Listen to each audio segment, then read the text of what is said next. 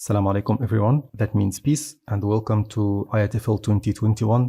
This is Ahmed Othman, and I'll briefly talk about teacher training challenges in the non-native context. Together we'll see the context very briefly, the challenges that we face, solutions, and how to formulate principles for effective teacher training.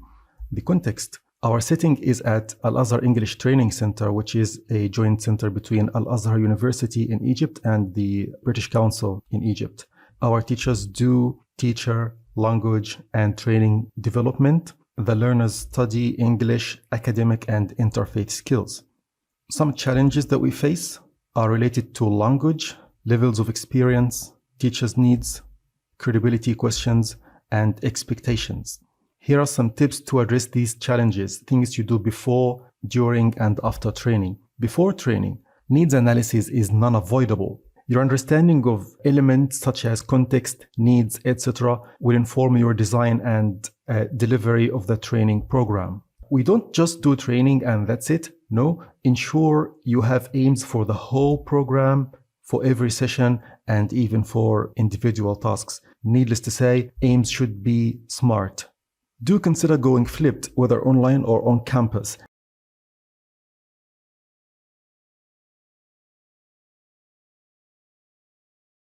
It saves time by focusing on key tasks. Trainees can do assigned tasks at their convenience. And as far as the non-nest aspect is concerned, they can prepare well when language is really challenging.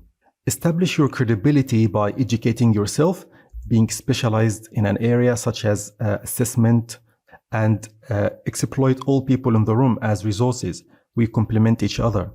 Part of being credible is not waste their knowledge and skills. Exploit everybody in the room. During training, I worked once with a trainer who would say, we are here to tell them what to do. But I think it would be more appropriate to involve them in decisions and let them take risks and see results. If based on the needs analysis, you decide to include language development, prepare for these questions. Will it be implicit or explicit? Will it be integrated to other courses or done separately, and so on and so forth? Also think about who will teach the teachers, a native speaker teacher, or what about peer teaching? Encourage teacher autonomy by asking the right questions, thought-provoking questions, and show them examples from your own strategies and let them discover their own. Principled variety is key. Carefully choose what fits what. If you tend to favor certain procedure like lecturing, explore others. Do you think that you are the fountain of all knowledge? If you still belong to this school, it's time to change. These strategies are great, especially when you have mixed ability trainees. Also, you need to understand the terminology in the institution. This will eliminate confusion.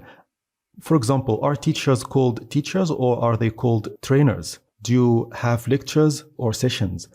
There are different perceptions to these terms. Do you know what I mean?